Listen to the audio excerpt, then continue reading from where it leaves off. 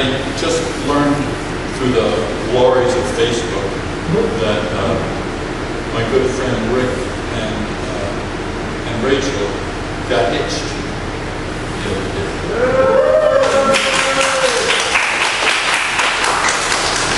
And this is an essay that talks a little bit about Rick. My parents gave Johnny Rice $3 and told him to keep me busy for an hour. They were throwing a surprise birthday party for me the day before I would turn 12 years old, and they wanted me out of their way. Johnny and I walked downtown to the ice cream store, and each had a cone. Since we had a dime left over, and he was trying to kill 15 more minutes, Johnny told me I should play a game of pinball. Now the pizza place had an Addams Family pinball machine featuring Cousin It, and of course, Thing, a hand that came out of the box. And as I played, I had a good time. But I came to my last ball. But then I heard a loud crack. Now when you're playing pinball, that's the best sound in the world, because it means that I got an extra ball. I must have been playing really well, or the machine was broken, because I heard 3 more cracks in quick succession. I had 4 free balls. Suddenly, I was playing better than I'd ever played before. Rather than my usual deliberate style, I was shooting the ball all over the place. I even let Johnny play 1 ball. Nervously, he suggested that we should go, but of course that was impossible. I wasn't going to leave until the game over light came on. And by the time we got home, I think my friends had already eaten the birthday cake, maybe even opened my presents. But it was okay because I had experienced the exhilaration of bonus time. Bonus time happens after we're supposed to be dead. To put it in pinball terms, despite our best efforts, our last ball has evaded our flippers and disappeared down the hole. Game over. But it's not. Crack! An extra ball comes out of the chute. The doctor revives us. The car swerves, missing us by inches. We wake up in time to hear the smoke detectors screech. And suddenly, we are on bonus time. I once heard a gentleman in his 70s say, "Don't call me a senior citizen, call me a survivor." Anybody who lives past their 20s is a survivor. The more I think about it, the more he's right. We have all survived accidents or near accidents if we have made it past our 20s. In fact, we're probably not even aware of some of the close calls we have survived. You know, 200 years ago, it was much harder to survive. Many, many children died before the age of 3. How old are you?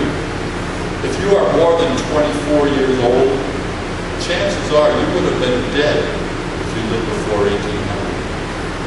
Believe it or not, that was the average life expectancy back then.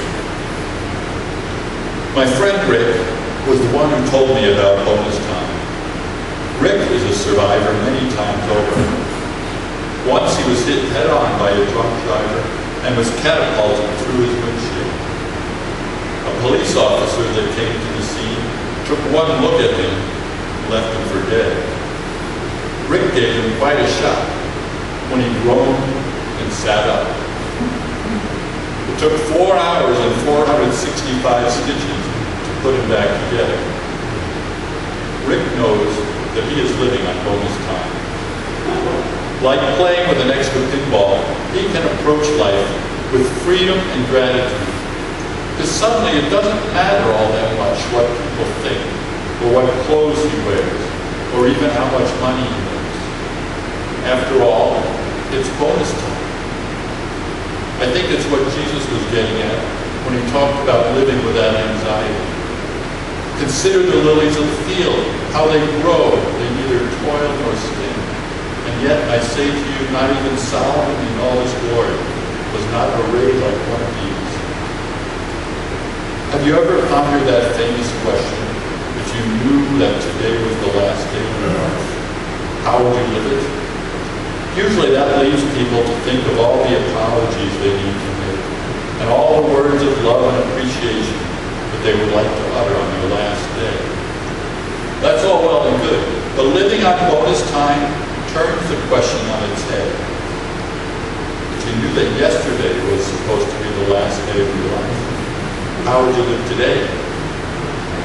When I ask this question, I am filled with gratitude, knowing that this day is a gift.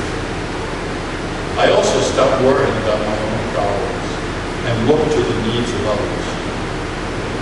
When we can look at today at bonus time, we are set free to be the compassionate, grateful people we were meant to be.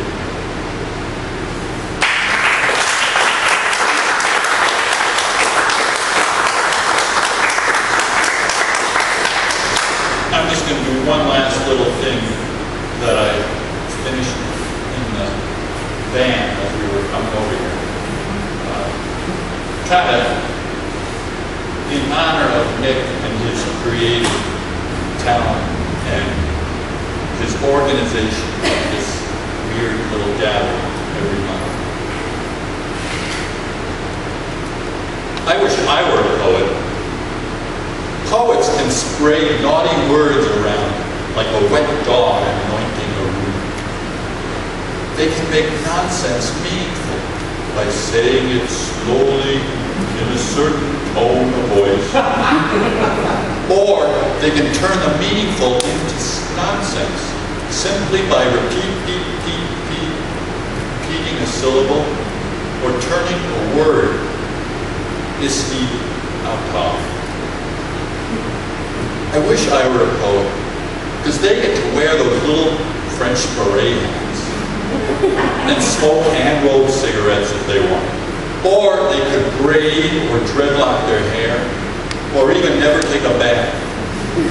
Or sometimes just look out into the distance as if they could discover secret patterns in the clouds or in the sidewalk cracks.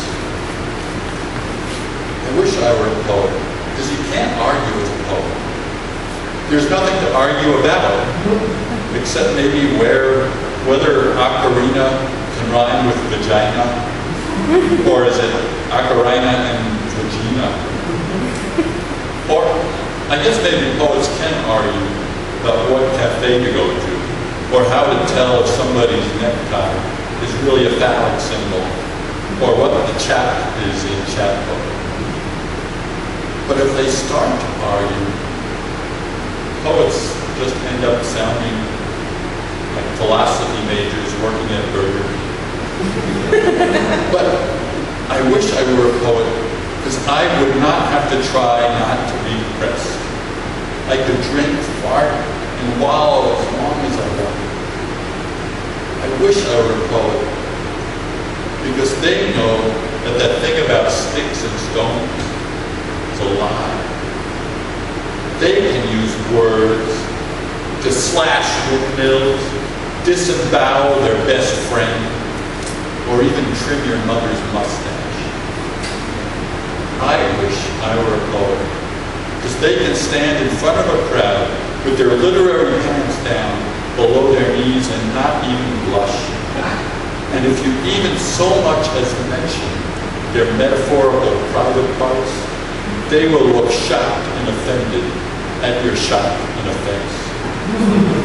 Maybe I don't want to be a poet after all. They spend too much time squeezing the zip of creativity on the face of life, hoping to find patterns in the pus. Instead, I'll just listen and learn and laugh as they read, sitting next to the man who was from man.